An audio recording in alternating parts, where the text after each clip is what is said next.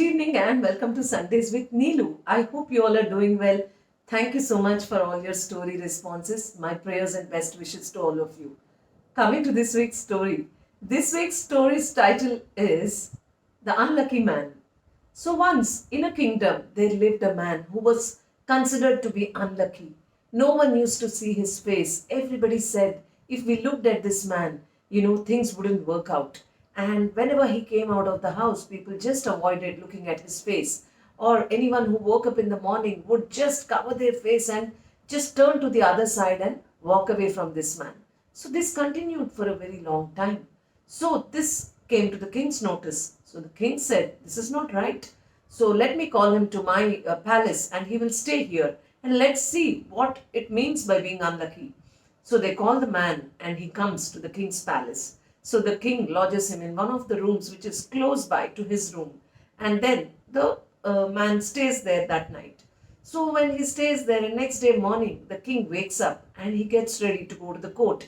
And when he walks out of his door in the corridor, this man comes out immediately. He comes out of his room and the king comes out of his room and they both face each other.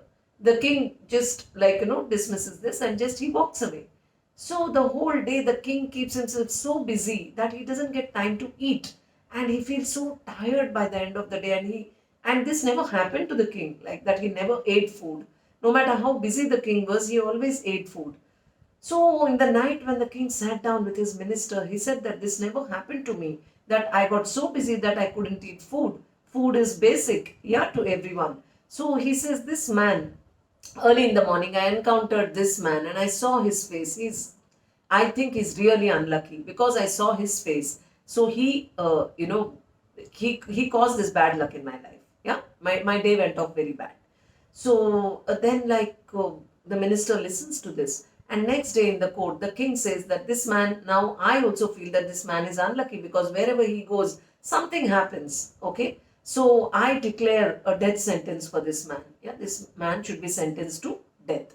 So then the minister listens to this and he says, this is very unfair. Yeah, of deciding that, this man is unlucky, that man is lucky.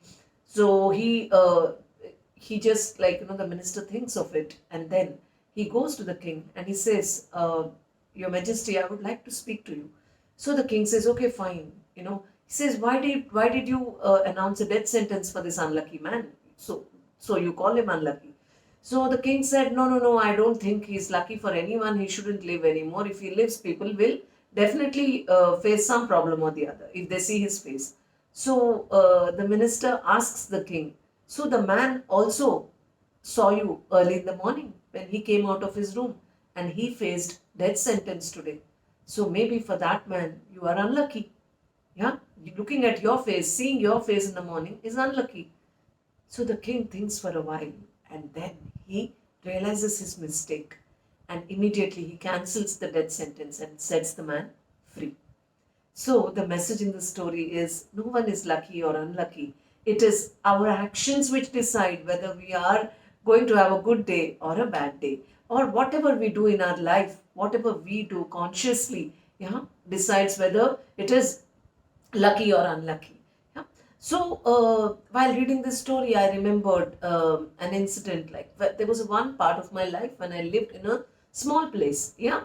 So where my father was posted as a banker.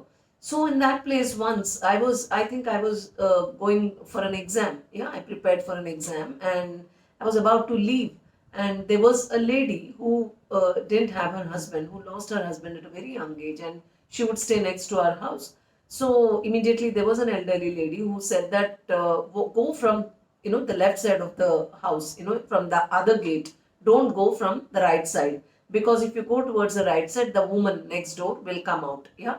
And she is, she just is unlucky because she doesn't have a husband, according to whatever traditional systems and all in India we have. Okay. So in some parts of India rather. So I was a teenager and I was rebellious. I never used to believe in all these kinds of things. So I immediately said that I don't know what you are talking. Okay. but I will go from the right side of the gate. I will ask her to come. I will see her and then I'll go. So I went to that lady. She was very, very nice lady actually. So I told her, I want you to come and stand in front of me and I will see you and go for my exam.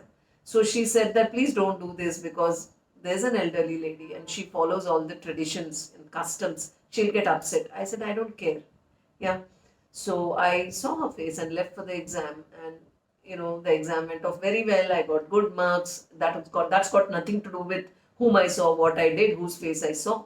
So also these kinds of things, there was a time when I used to believe in superstitions where, like, you're not supposed to eat an egg on Monday, you're not supposed to eat egg on Saturday. These kinds of things still are there in India and many parts of our country because we've grown up thinking that this is right, that is wrong. And when I went abroad, every day I had to eat an egg because there was nothing much available there. The vegetables which were available were winter vegetables, and they were no match to the kind of vegetables which we eat in India. So I had to eat those, an egg every day, almost couple of eggs. So that was something which I didn't see Monday or Sunday. But trust me, while I was there, away from India, I had the best time. Every day was miraculous and I met the best of people. So this is all in here, yeah, in here in your head. So we need to shed all these kinds of inhibitions and unwanted superstitions. Okay, so there's so many things in India. We don't believe that a cat should cross our path. So many things. So what I feel is, while I respect, what if others have their own superstitions, but I personally feel that they're not going to serve any purpose. Yeah, your strength, your inner strength, and the actions which you take are most important. And if you take actions from the goodness which comes from your heart, I'm sure, like, you will not, these superstitions will not matter. Yeah. So, what you think about this story, please leave it in the comment section. I will respond to all the comments related to the story. I'll see you again next Sunday with another new story. Till then, keep smiling. Have a wonderful new year ahead. I will see you soon. Bye.